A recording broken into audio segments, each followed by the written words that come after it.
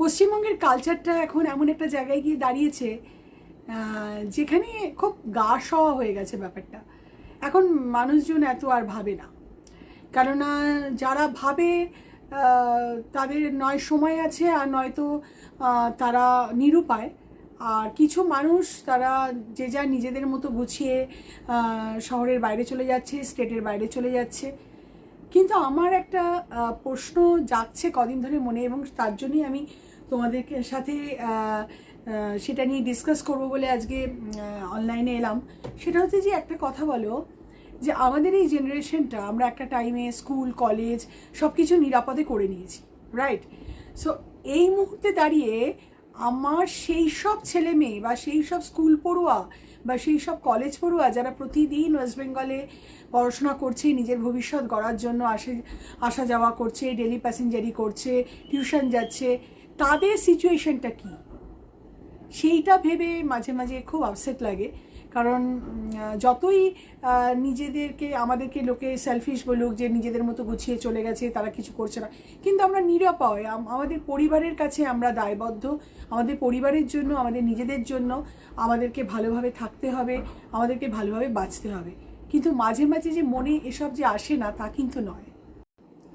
ভাবলে মনে হয় সেদিন স্কুল থেকে আসতাম, সেদিন কলেজ থেকে আসতাম, আমরাও এসে টিভি চালিয়ে দেখতাম, বাড়ির লোকেরা টিভি দেখতো সন্ধেবেলায়। আমার এখনও মনে আছে বাবা মারা বসে টিভি দেখতেন। কিন্তু এরকম গালি গালাজ, খারাপ ভাষায় বলতে গেলে খিস্তি, কলতলার পাড়ার ওই বস্তিবাসী লোকে বলবে ঝিঁচা করে তুলনা দেয়, কলপাড়ের মাসিমাদের সেই ঝগড়াঝাটিগুলোকে লোকে কম্পেয়ার করে। না, তারা এখন এরকম করে না, তারাও ভদ্র, কাজের লোকেরা এখন অনেক ভদ্র, তারা পরিশ্রম করে কাজ করে।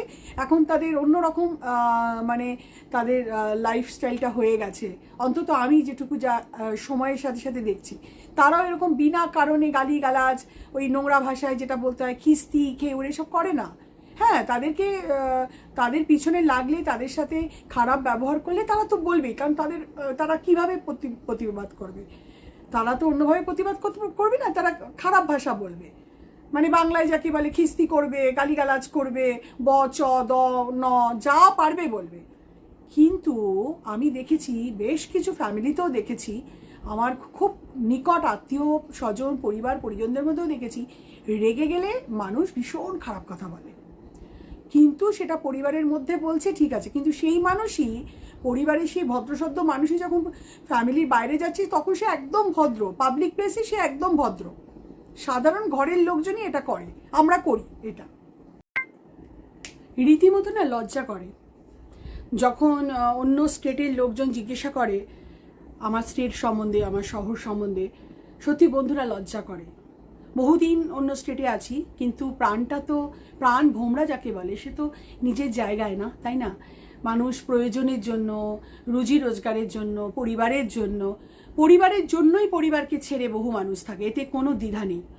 সমালোচকরা কি বলল, তাদের ভাত খেয়ে চারটে সমালোচনা করা, লোকের নামে বলা, এগুলো তো চিরাচরিত। এগুলো না করলে সে তো মানুষ হবে না, সে তো ভগবান নয়, সে তো মানুষ। মানুষের নামে বলবে, সেটা স্বাভাবিক। কিন্তু এতদিন ধরে এই বাইরে এই ব্যাপারটা আমি লক্ষ্য রেখেছি, এবং মাঝে মধ্যেই তোমরা জানো যে আমি বলি, সেটা হচ্ছে যে এই যে কালচারটা, এই কালচারটা কী ধরনের কালচার, কি পরিচয় পাচ্ছে, কি পরিচয় নিয়ে এই জেনারেশন অন্য জায়গায় যাচ্ছে। মানে সবাই কি বেরিয়ে যাবে? সবাই কি রাজ্য ছেড়ে চলে যাবে? সবাই কি শহর ছেড়ে চলে যাবে? কারা পড়ে থাকবে? বৃদ্ধাশ্রমে পরিণত হবে নাকি কলকাতা শহর? ছেলেমেয়েরা তো থাকতেই চাইছে না ওই শহরে। ছেলেমেয়েরা তো সারাক্ষণ জন্মের পর থেকে, ওই শহরে জন্মের পর থেকেই মোটামুটি যারা সম্ভ্রান্ত, যাদের পয়সা আছে, তারা ভেবেই নিচ্ছে তাহলে শহরে থাকবেটা কে? নয় কিছু লোক ফুর্তি করতে আসবে, আর নয়তো বৃদ্ধাশ্রমের মতো পড়ে থাকবে কিছু বৃদ্ধ মানুষ। তুই তুকারি, গালিগালাজ চলছে মাসের পর মাস, বছরের পর বছর। নিজেদের কোনো কিছু কিন্তু প্রবলেম হচ্ছে না, নিজেদের যা কিছু গোছানো, যা কিছু করা, সবাই সব কিছু করছে, শুধুমাত্র পরিবেশটা দূষণ হচ্ছে। পরিবেশের শহরের মানুষ, রাজ্যের মানুষগুলো বঞ্চিত হচ্ছে। যারা এগুলো বলছে বা বলাচ্ছে, বিনা কারণে কেউ বলেও না, বিনা কারণে কেউ করেও না। যারা করছে বা যারা বলছে তাদের কিন্তু কিচ্ছু যায় আসছে না। যাচ্ছে কাদের, হচ্ছে কাদের, মানুষগুলো ডিস্টার্বড হচ্ছে, আনইজি ফিল করছে, আনকমফোর্টেবলনেসের মধ্যে রয়েছে। এই হাকটা, এই রাইটটা কে দিয়েছে? আমরাই দিয়েছি। আমি একসময় অন্ধের মতো ভালোবাসতাম, জৈনিকা যার সম্বন্ধে বলছি, অন্ধের মতো ভালোবাসতাম, এবং আমি গল্পও লিখেছিলাম ওনাকে নিয়ে। আমার বন্ধুবান্ধব, আমার তখনকার কলিগরা সবাই জানে আমি তাকে নিয়ে গল্প পর্যন্ত লিখেছি। আমার মাকে ফোন করে বলছি, মা, মানুষটাকে কিন্তু দেখতে হবে, সবাই মিলে তাকে সাপোর্ট করো। আজকে তো ব্রিটিশনা জন্মে গেছে আজকে। তুই তুকারি, গালিগালাজ, এ কে, কোন মানুষ, এরা কারা, এরা কেন এদের টলারেট করছি আমরা? চোখের সামনে দেখতে পাচ্ছি সবকিছু অন্যায়, তারপরও টলারেট করছি, মুখ ফুটে কিচ্ছু বলি না। আসলে মানুষ খুব গা সওয়া হয়ে গেছে। যা নিজের কাজ করো ভাই, কে কি বললো, ওই এন্টারটেনের জন্য তারা নিউজ খুলে বসে থাকে, টাইম পাসের জন্য নিউজ খুলে বসে থাকে, ওই পর্যন্ত। মানুষের গায়ে লাগে না। আর বাচ্চারা কি শিখছে, জেনারেশন কি শিখছে, কারো কিছু দায় নেই তাতে। কিন্তু একটা একটা সার্টেন টাইমের পরে এই রিয়ালাইজেশনটা কিন্তু হওয়া উচিত as a sensitive person or as a human being, যে এই অপমান, মানে একটা জিনিস ঘটে যেগুলোতে সবার অপমান হয়ে যায়। আমার তো কোনো রাইট নেই আমি সবাইকে অপমান করতে পারি। আমি ঘরের মধ্যে গালিগালাজ করলাম, মারামারি করলাম, কাউকে ডিস্টার্ব না করে, সেটা একদম আলাদা ব্যাপার। তাও চিৎকার চেঁচামেচিতে লোকে ডিস্টার্ব হয়, হ্যাঁ গালিগালাজ করছো কেন, সেন্সিটিভ মানুষ সেটাও করে না। কিন্তু একদম পুরো পাবলিক প্লেসে একজন উচ্চস্থানীয় মানুষ, আরও তার থেকে উচ্চস্থানীয় মানুষের সম্বন্ধে ওপেনলি এরকম নিম্নস্তরের গালাগালি, এটা মানে কালচারটা মানে সত্যি ভাবা যায় না। জাস্ট যারা আমার সাথে এগ্রি হবে তাদের তো কিছু বলার নেই, অনেকেই হবে আমি জানি, আর যারা হবে না তারপরও তারা জেদ করে বলবে না না এরকম তো সবাই করে, সব রাজ্যেই করে, সবাই হয়, সবাই বলে, ওনারটা নিয়ে কেন আলোচনা হচ্ছে। তাদের আর কি বলবো, তাদেরকে নিয়ে আমি আর কিছু বলতে চাই না। তারা তাদের মত নিয়ে থাকুক, আমার মতটা আমি পোষণ করলাম। আসলে যতই ড্রামা চলুক, যাই চলুক না কেন, যারা সেন্সিটিভ মানুষ তারা কিন্তু বুঝে গেছে যে কি হচ্ছে, কি হতে চলেছে। অতএব মানুষ তো বোকা কেউ নেই। একটা সাডেন টাইমে পর্যন্ত মানুষ বুঝতে পারে না, তারপর কিন্তু মানুষ বুঝতে পারে যে কে কি করছে, কে কি বলছে। চোরের মায়ের বড় গলা, এটা তো পুরনো একটা কথা, কিন্তু এই কথাটা একদম মানে এখন সাংঘাতিকভাবে চারদিকে সত্য প্রমাণ হচ্ছে। তো ঠিক আছে, গরিব গরিব করে যারা চিৎকার করে, গরিবের এটা হয়নি, গরিবের ওটা হয়নি, তারা সব থেকে বেশি গরিবের জিনিস লুট করেছে। তারা সব থেকে বেশি মুখের ভেতরে হাত ঢুকিয়ে পারলে গরিবের খাবার নিয়ে নেয়, গরিবের কলিজাটা তুলে নেয়। এমনই তারা মানুষ, এমনই পিশাচ স্থানীয় মানুষ, যারা গরিবের কিছু হয়নি, গরিবের জন্য চিন্তায় মরে যাচ্ছে, তারা পারলে গলার মধ্যে, আবারও বলছি, গলার মধ্যে হাত ঢুকিয়ে কলিজাটা নিয়ে তারা নিজেদেরকে গোছাতে পারে। এমনও মানুষ আছে। মানুষ আর অমানুষ পিছাচ্ছে তো কোনো তফাৎ নেই। শরীর থাকলেই মানুষের মতো তো সে মানুষ হয় না রে বাবা। দু হাত, দু পা, দুটো চোখ থাকলেই তো সে মানুষ নয়। পৃথিবীতে এরকম মানুষের মতো মানুষ তো 2% আছে কিনা সন্দেহ। আমরা সবাই কি মানুষ? তোমরা কি বলো বন্ধুরা, সবাই আমরা পারফেক্ট মানুষ? না না না না না, আমরা পারফেক্ট মানুষ কেউ না। 2%ও আছে কিনা সন্দেহ। মানুষের মতো মানুষ, মনুষ্যত্বের মতো মানুষ, মনুষ্যত্ব নিয়ে মানুষ নেই। মাঝে মাঝে না বন্ধুরা ভীষণ কষ্ট হয়, মাঝে মাঝে খুব রাগও হয়। আর যখন খুব বেশি বিচলিত হয়ে পড়ি, তখন মনে হয় যে তোমাদের সাথে একটু ডিসকাস করি, একটু মনের কথা বলি, তাহলে যদি একটুখানি মানসিক শান্তি পাওয়া যায়।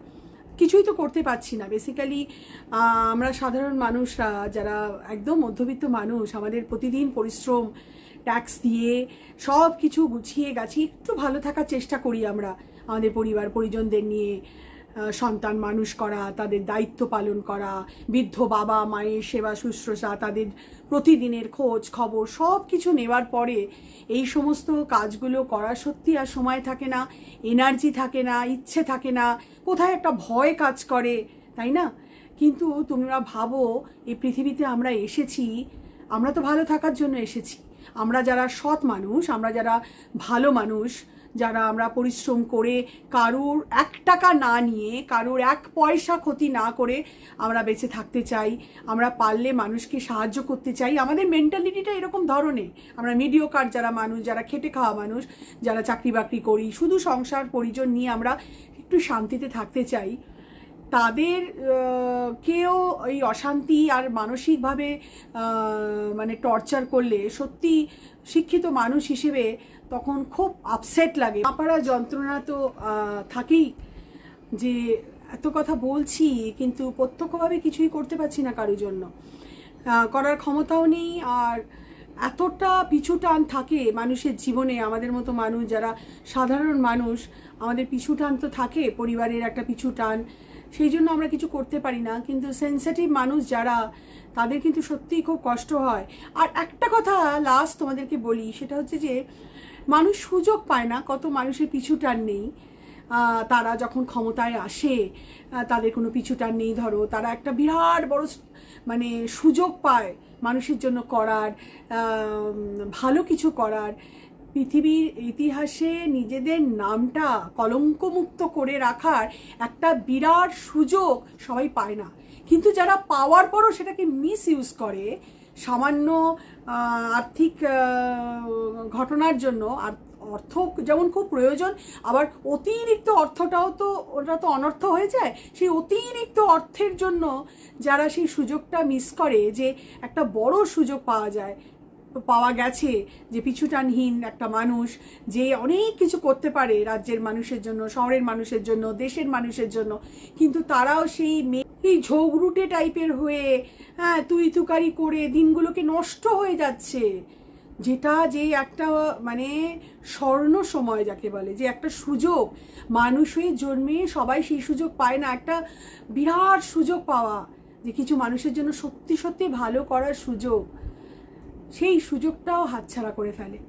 কতগুলো ছোট ছোট ইগো, ছোট ছোট ঘটনা, মানে কি জানি, আমার তো বোধগম্যই হয় না যে কি করে মানুষ করে। হয়তো তার বিচারে সে ঠিক করছে, কিন্তু একদম ভেতর থেকে যদি ভাবা যায়, তাহলে এটা সময়ের অপচয় করা ছাড়া আর কিছু না। আর লোকের চোখে ছোট হয়ে যাওয়া।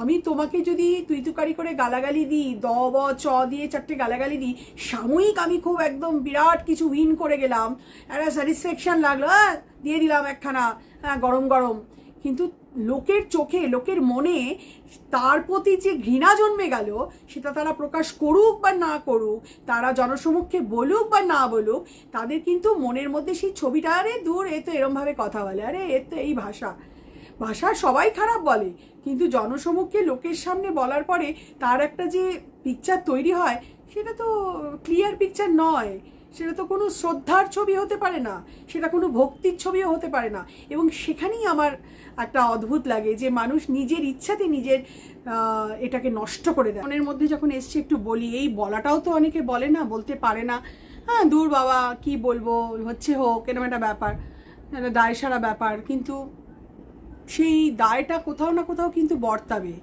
কোনো একটা সময় কিন্তু দায়টা এসে চাপবেই ইনডাইরেক্টলিভাবে। কোনো কিছু খারাপ কিছুকে অ্যাভয়েড করা যায় না। আর যখন আমরা সোশ্যাল অ্যানিম্যাল, আমাদের সোসাইটি যা কিছু হচ্ছে তার একটা এফেক্ট কিন্তু আমাদের ওপর পড়বে। যতই তুমি অ্যাভয়েড করো, যতই তুমি গাছাড়া দাও, যতই তুমি ইগনোর করো, এর একটা এফেক্ট তোমাকে থাকবেই। সেই জন্য চিন্তা ভাবনা করে যখন কিছু খারাপ হয়, তখন আর কিছু না হোক, অন্তত সেটা নিয়ে বলা, সেটার প্রতিবাদ অন্তত করা উচিত। ডিরেক্টলি কিছু করতে হয়তো পারবো না, কিন্তু এটার প্রতিবাদ যে আমি করতে পারছি, এবং অন্তত ওপেনলি এই ইউটিউবের মাধ্যমে যে আমি 4 জনকে বলতে পারছি, এটাই আমার কাছে অনেক।